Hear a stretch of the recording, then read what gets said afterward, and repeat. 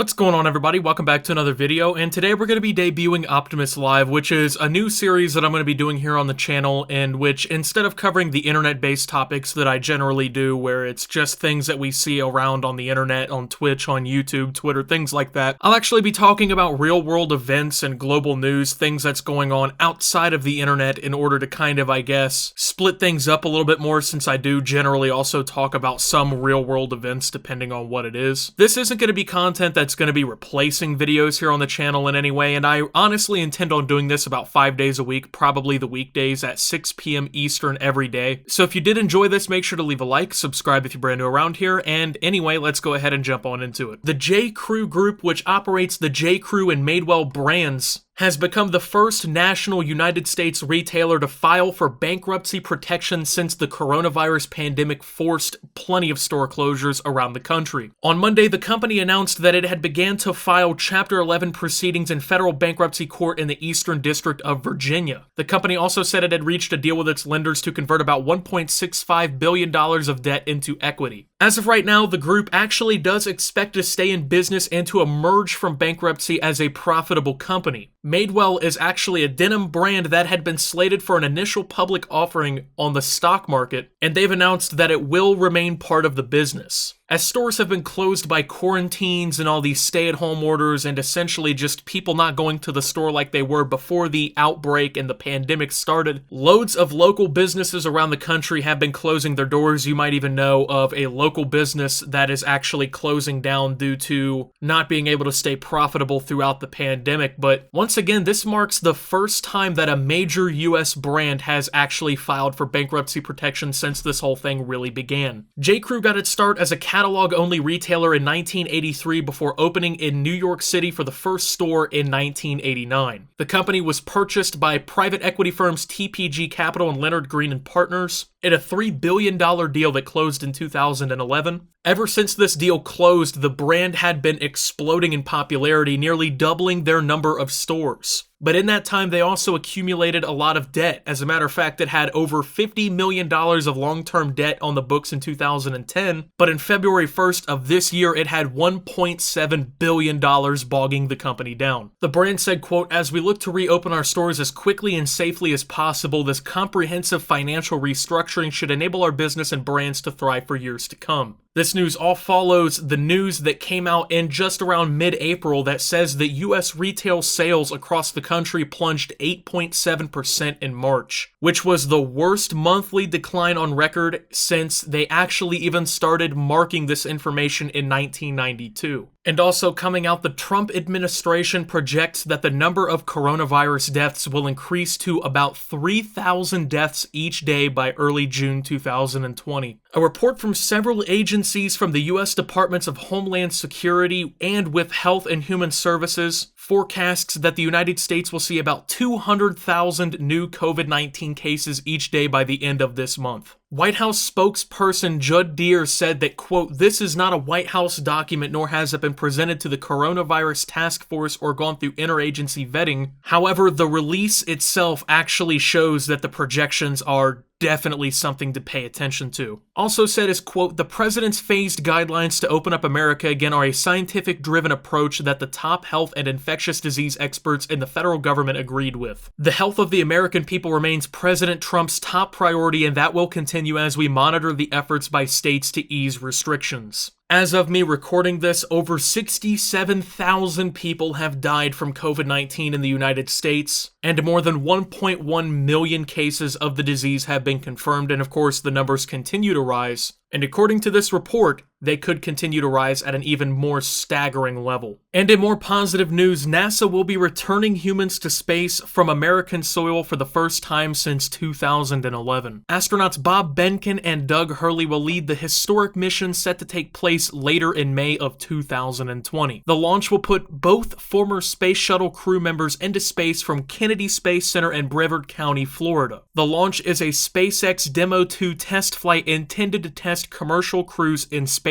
flight, but according to NASA will, quote, "provide valuable data towards NASA certifying SpaceX's crew transportation system for regular flights carrying astronauts to and from the space station. It will also serve as SpaceX's final test flight in NASA's Commercial Crew program. The crew is scheduled to dock at the International Space Station at 11:29 a.m. on Thursday, May 28. NASA is the most funded space organization on the planet and has broken several barriers for space flight throughout the history of its program. Just days ago, NASA named 3 U.S. companies that will be designing human landing systems for NASA's upcoming Artemis mission, in which NASA plans to land humans back on the moon by 2024. SpaceX was also among the companies named in this announcement, as their Starship lander will be the primary vehicle to transport humans to the moon on the Super Heavy rocket. The Artemis program has been heavily overlooked by the US public and in reality the world public as well. NASA, the ESA, the JAXA, the CSA, and the ASA, which are all space agencies around the planet from places like Europe, Japan,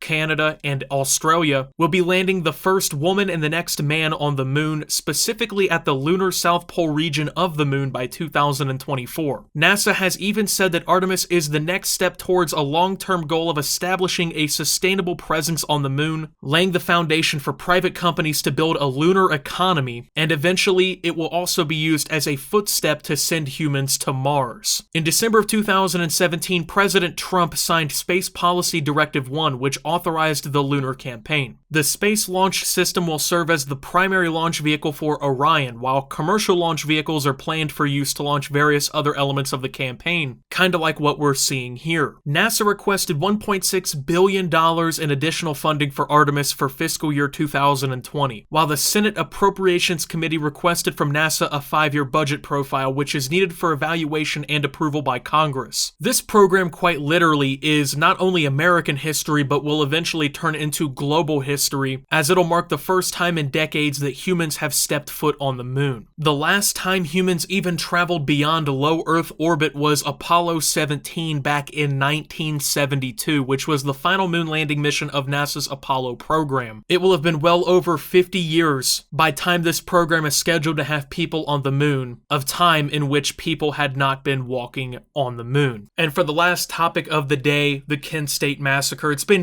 50 years since this symbolic American historical event has taken place. On May 4th, 1970, which is now obviously known as the Kent State Massacre, 4 college students were killed, 9 were injured, including 1 being permanently paralyzed. The events prompted a nationwide student strike that forced hundreds of colleges and universities to shut down. The shootings were fundamental in turning the tide of public opinion against the Vietnam War, and some even argue that it played a role in the downfall of the Nixon administration. The entire event actually started when Richard Nixon had announced that the United States was invading Cambodia. But soon anti-war activists around the nation started protests. On the campus of Kent State University on May 1st of 1970, students buried a copy of the Constitution to symbolize that Congress had not officially declared war. However, during that evening, the peaceful protest had actually unfortunately turned into a violent confrontation between the demonstrators and local police. The mayor of Kent, Ohio declared a state of emergency, and the police used tear gas to try to disperse the crowd. The next day, the mayor asked the Ohio governor to send in the state's National Guard, and confrontation between these guardsmen and protesters occurred on May 2nd and May 3rd. Things really took a turn for the worst when an ROTC building on campus was eventually burned to the ground. To this day, it is still unclear who was actually responsible for the fire. However, on May 4th, another rally started to demonstrate against both of the war and actually even the presence of the Ohio National Guard on campus. Nearly 3,000 people had gathered in the middle of the campus by 11 a.m. Just before noon, the guardsmen ordered the protesters to disperse, but when the crowd refused to leave, the guardsmen fired tear gas at them and began to follow them directly. Several standoffs actually occurred, but then after one of them, the troops headed back to the top of a steep hill, and then several of the units actually turned towards the demonstrators and shot into the crowd for 13 seconds. Some of the students shot were nearly 750 feet away from the National Guard, and to this day, it has now been ruled that the shooting itself was unjustified and inexcusable, as not only were the protesters unarmed, the guardsmen had separated themselves from the group, and then fired without warning. With that being said, thank you guys for watching. If you did enjoy, once again, make sure to leave a like so I know to keep doing this. Subscribe if you're brand new around here on the channel. Follow me over on Twitter and Twitch at SubToOptimus. Make sure to check out Shop Opti down below for fresh official Optimus merch. Thank you to my channel members. Your support helps my channel tremendously. And until my next video, guys, this is Optimus, talking about all the shit going on in the world right now,